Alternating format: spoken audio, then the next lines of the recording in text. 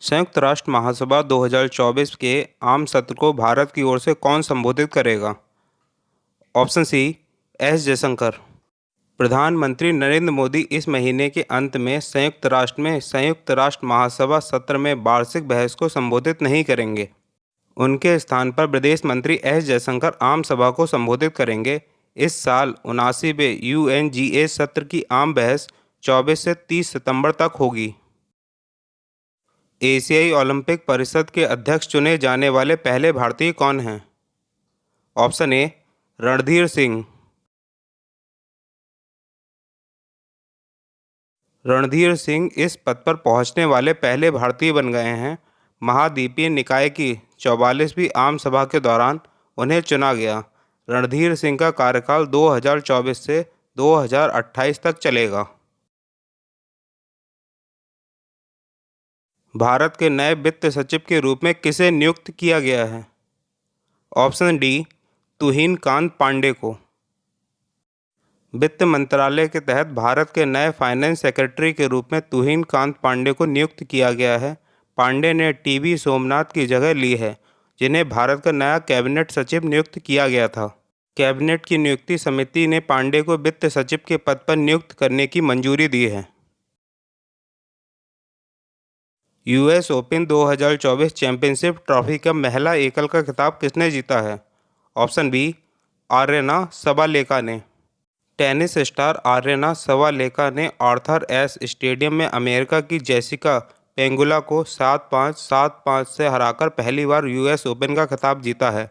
Aryana सिरहेजा सबालेका Belarus की पेशेवर tennis खिलाड़ी हैं।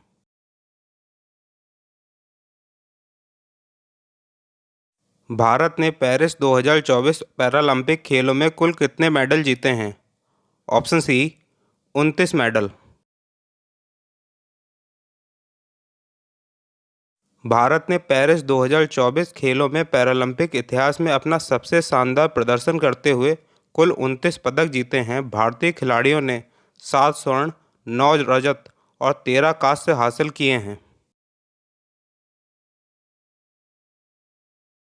एशियाई हॉकी चैंपियनशिप ट्रॉफी का आयोजन किस देश में किया जा रहा है? ऑप्शन ए, चीन में। पहली एशियाई चैंपियनशिप ट्रॉफी महिला हॉकी 2010 में बुसान में एकमात्र आयोजन के रूप में आयोजित की गई थी। महिला टूर्नामेंट की सफलता के बाद पुरुषों का टूर्नामेंट 2011 में शुरू किया गया था।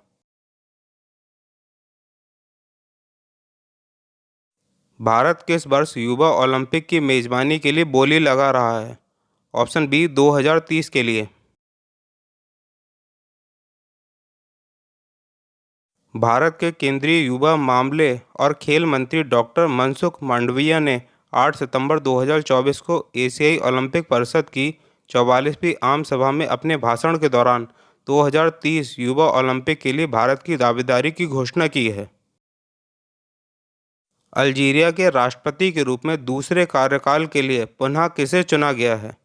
ऑप्शन डी, अब्देल मजीद तेब्बोने को। अल्जीरिया उत्तरी अफ्रीका में स्थित एक मुस्लिम बहुल अरब देश है।